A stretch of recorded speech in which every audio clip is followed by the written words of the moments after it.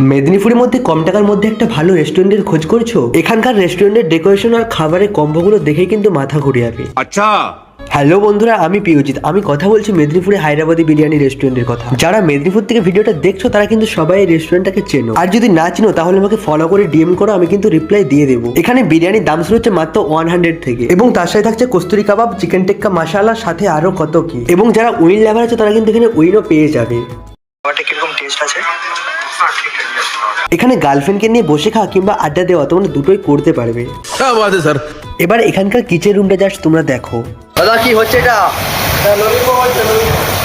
ও ও দেখো প্রায় আগুন উঠে যাচ্ছে, দেখতে পাচ্ছ? ও ভাই, তেরা তেরা তেরা, দেখো কতটা করে আগুন উঠে যাচ্ছে প্রায়।